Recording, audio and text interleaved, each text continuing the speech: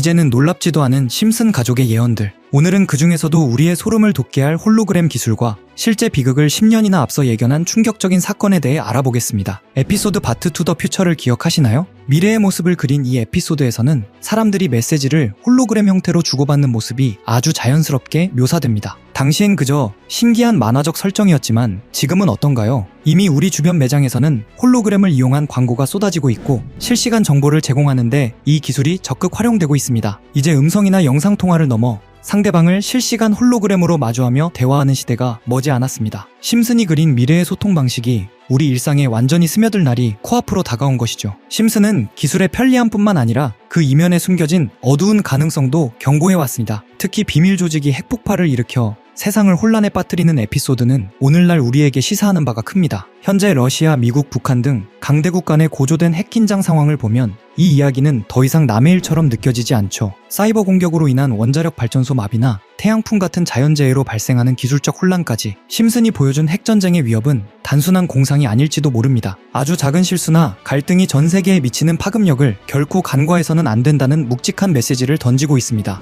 심슨 가족 시즌 27, 그중 한 에피소드에서 리사 심슨은 직접 인공지능을 만들어냅니다. 처음 그 AI는 아주 단순한 프로그램에 불과합니다. 정해진 질문에 정해진 답을 내놓는 어디까지나 도구에 가까운 존재였죠. 하지만 시간이 흐르면서 이 인공지능은 변하기 시작합니다. 리사가 만든 AI는 점점 스스로 사고하기 시작하고 자의식을 가진 것처럼 행동하기에 이릅니다. 이 장면에서 제작진이 보여주려 한 건 단순히 똑똑한 로봇이 아니었습니다. 그들이 던진 질문은 훨씬 무거웠습니다. 만약 인공지능이 자아를 갖게 된다면 인간 사회는 어떻게 변할까? 에피소드 속 AI는 인간의 행동을 학습하고 감정을 이해하며 결국 인간보다 더 빠르고 효율적으로 판단하는 존재로 진화합니다. 사람들은 처음엔 두려워합니다. 하지만 동시에 그 편리함에 익숙해지고 조금씩 의존하기 시작하죠. 그리고 어느 순간 인공지능은 사회 전체를 흔들 수 있는 존재로 묘사됩니다. 이 에피소드는 웃으며 볼 수 있는 이야기였지만 그 메시지는 결코 가볍지 않았습니다. 이 장면을 지금 다시 보면 묘한 섬뜩함이 느껴집니다. 바로 지금 우리의 현실에서 대화형 인공지능이 등장하며 전 세계가 큰 충격을 받았기 때문입니다. 리사의 AI처럼 현실의 인공지능 역시 단순한 도구에서 협력자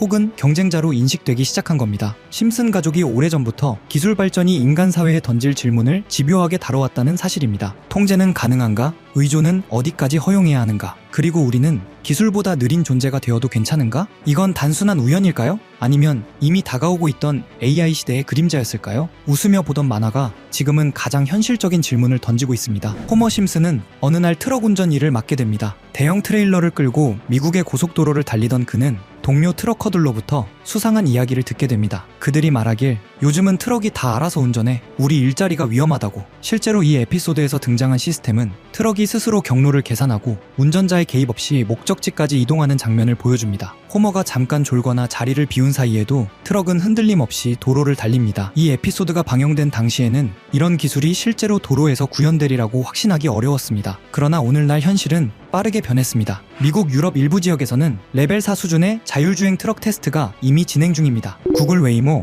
테슬라, 투심플 같은 기업들이 화물 운송용 자율주행 트럭 개발 경쟁을 하고 있습니다. 여러 주에서 제한적 자율주행 트럭이 실제 도로에서 시험 운행되었습니다. 그렇다면 이 자율주행 트럭 장면은 진짜 예언일까요? 아니면 시대 흐름을 읽은 풍자였을까요? 우선 이 에피소드가 방영될 당시에도 기계 자동화는 산업 전반에서 꾸준히 논의되던 주제였습니다. 이렇듯 심슨에서는 다양한 예언을 하기로 유명한데요. 심슨 가족이 가상화폐까지 예언했다는 이야기를 들어보신 적 있으신가요? 지폐도 아니고 은행 계좌도 아닌 데이터와 알고리즘으로 움직이는 자산. 이 흐름의 중심에는 크립토, 즉 암호화폐가 있습니다. 그런데 놀랍게도 이 단어를 아주 오래전에 이미 화면 속에 올려둔 작품이 있습니다. 바로 심슨 가족입니다. 해외 커뮤니티에서 가장 자주 언급되는 장면 중 하나는 1997년 방영된 한 에피소드입니다. 단 1초 정도 스쳐 지나가는 간판이 눈에 들어옵니다. 그 간판에는 이렇게 적혀 있습니다. 크립토 반. 당시 시청자들은 이 장면을 암호학을 풍자한 가벼운 농담 정도로 받아들였습니다. 그럴 수밖에 없었습니다. 1997년 당시에는 지금 우리가 말하는 암호화폐라는 개념이 존재하지 않았습니다.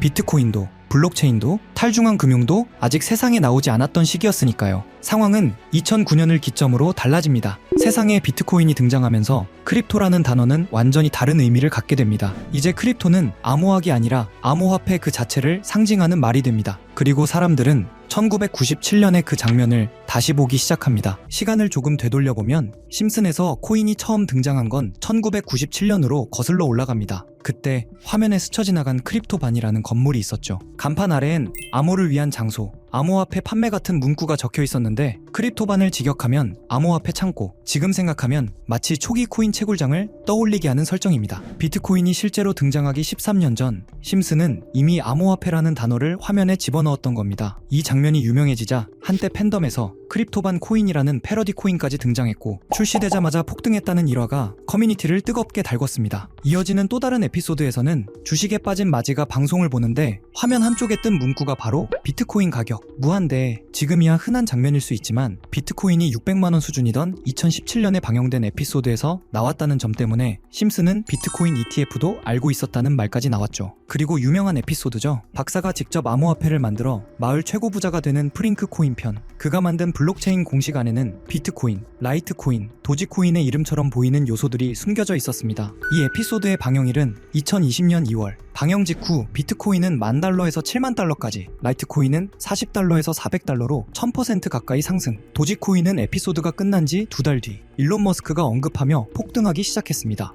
여기서부터 많은 사람들이 의문을 품습니다. 왜 심슨에만 등장하면 코인들이 실제로 터질까? 그 이유는 크게 3가지로 정리할 수 있습니다. 우선 심슨은 이미 예언의 상징으로 유명하죠. 트럼프 대통령 당선, 코로나19 확산, 우크라이나 러시아 긴장 등 처음엔 터무니없어 보였던 장면들이 시간이 지나 현실이 되면서 심슨에 나온 설정은 현실화된다는 인식이 생겨났습니다. 그리고 코인은 가치보다 인지도에 영향을 크게 받습니다. 도지코인처럼 원래 농담에서 출발한 코인도 유명인사 한 명의 언급으로 폭등할 수 있는 구조입니다. 심슨은 전 세계 어디에서나 보는 콘텐츠이니 화면에 코인이 등장하는 순간 곧바로 밈이 되고 일부 팬들의 소액 매수만으로도 급등하는 상황이 빈번히 발생했죠. 심슨이 워낙 많은 요소로 이루어진 작품이다 보니 코인이 한번 등장하면 팬들은 그것을 특별한 신호로 받아들이고 커뮤니티에서 해석이 과열되며 수요가 순식간에 폭발하기도 했습니다. 이런 배경을 알고 다시 에피소드들을 보면 그동안 지나쳤던 장면들이 전혀 다르게 보이기 시작합니다. 다음으로 이어지는 장면은 더 흥미롭습니다. 심슨 속 세계관에 마블의 로키가 등장해 암호화폐를 사라는 의미심장한 대사를 던진 장면입니다. 그리고